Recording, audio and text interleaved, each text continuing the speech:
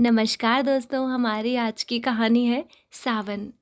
पूजा की थाली सजाकर नीलिमा जी ने फूलों की पूड़ियाँ खोली तो उनमें बेलपत्रों को देखकर चौंकी। सलोनी, यह बेलपत्र तुमने माली काका से मंगवाए? माँ जी, आज से सावन का महीना लग गया है। 3 दिन बाद सावन का पहला सोमवार है। अरे हाँ, इस बार भूल ही गई। वैसे भी तुम सब संभालने लगी हो, तब मैं ज़्यादा ध्यान नहीं देती हूँ। पास ही पूजा करने बैठी सलोनी के सर पर हाथ फेरते हुए बोली, यह भी सही है। पहले घर में हर जगह कैलेंडर टंगे रहते थे तो तिथियों की गणना करती रहती थी। अब तो बस एक ही कैलेंडर है, वो भी रसोई घर में बिट्टू की परीक्षा याद रखने के लिए। पूजा के बाद पूरा परिवार साथ नाश्ता करने बैठ गया। नीलिमा जी, उनका बेटा मयंक, बहू सलोनी और 4 साल का पोता बिट्टू। सुनो बेटा मयंक, सावन का महीना लग गया। कनक को बुलाने के लिए जाना होगा उसके ससुराल। आखिर सावन की छड़ी के साथ जब तक बेटियों की खिलखिलाहट की झाड़ियाँ ना लगे, सावन का आनंद ही नहीं आता है। वह तो ठीक है माँ, पर इस बार बिल्कुल फुर्सत नहीं है। एक हफ्ते से लगातार कभी क्लाइंट मीटिंग तो कभी प्रेजेंटेशन। आप तो खुद ही देख रही हैं, शनिवार इतवार भी ऑफिस जा रहा हूँ, मयंक ने उदास होते हुए कहा। नीलिमा जी जानती है मयंक सच कह रहा है, क्योंकि कनक में तो जान बसती है मयंक की। बचपन से ही वह कनक का बहुत ध्यान रखता था। उसे अगर स्कूल में टॉफ़ी मिलती थी तो वो घर आकर कनक को दे देता, खुद नहीं खाता। हल्की हल्की फुहारें शुरू हो गई थी। जल्दी जल्दी नाश्ता करके मयंक ऑफिस के लिए निकल गया। इधर सलोनी ने गाड़ी निकाल ली बिट्टू को बस स्टॉप पर छोड़ने के लिए।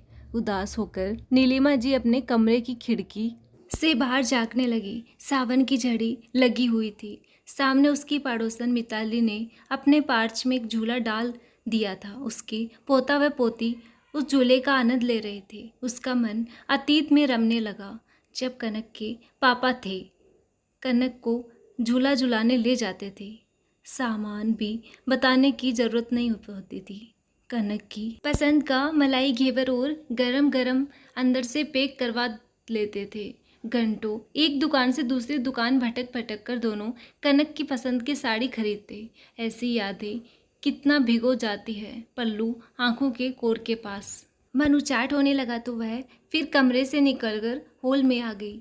देखा तो सलोनी आ चुकी थी। वह चाय चढ़ा रही थी। हाल में एक टेबल पर घेवर, अंदर से 2 खूबसूरत साड़ियों के पैकेट रखे हुए थे। सलोनी ने चाय पकड़ाकर माँ जी से कहा, देखिए माँ, मैं कनक दीदी के घर भिजवाने के लिए सामान खरीद लाई। अब आप कनक दीदी के यहाँ फ़ोन करके बात कर लीजिए। क्या पता दामाद जी ले आए। बहराइच से लखनऊ सिर्फ 4 घंटे का रास्ता तो है। और उसमें झट से कनक की सास हेमलता जी को फ़ोन मिला दिया और अभिवादन कर नीलिमा जी ने अपनी बात कही। ऐसा है बहन जी, सावन का महीना शुरू हो गया है। उसकी बात पूरी होती इससे पहले ही वह बोल पड़ी, हाँ तो मयंक को भेज दीजिए कनक को लेने के लिए। मैं तो उसको कभी मना नहीं करती हूँ मायके जाने के लिए।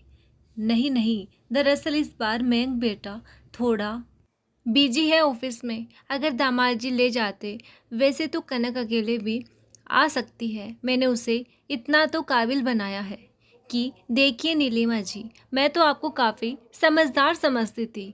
यूँ तो हम अपने रीति रिवाजों से कोई समझौता नहीं करते। मेरी बहू मायके अभी जाएगी तब उसके यहाँ से कोई लेने आएगा। उसका कठोर स्वर फ़ोन पर गूंजा और फ़ोन कट गया। सलोनी व नीलिमा जी के चेहरे उतर गए।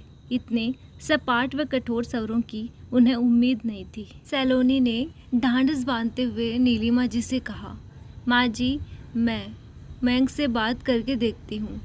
रहने दे बेटा, इस बार शायद ही कनक आ पाए।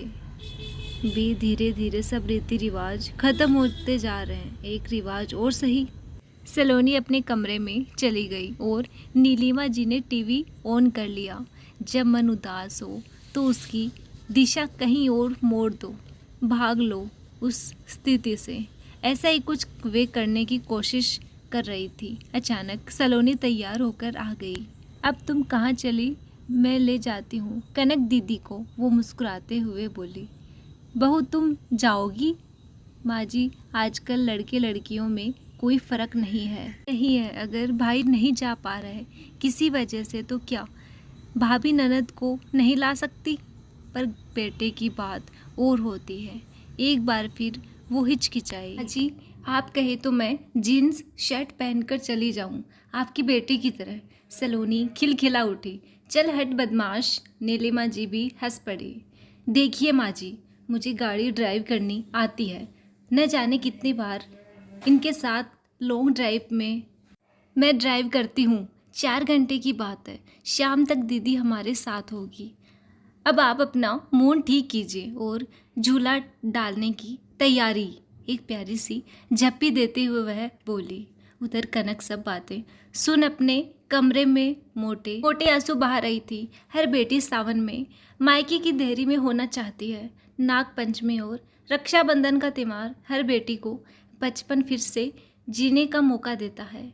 तभी गाड़ी रुकने की आवाज़ सुन मुंह हाथ धोकर दरवाजे की तरफ भागी, मगर तब तक हेमलता जी ने दरवाज़ा खोल दिया था। अरे सलोनी बेटा तुम? जी माँ जी, मयंक जी नहीं आ पा रहे थे तो मैंने सोचा मैं ही ले आती हूँ अपनी प्यारी ननद को।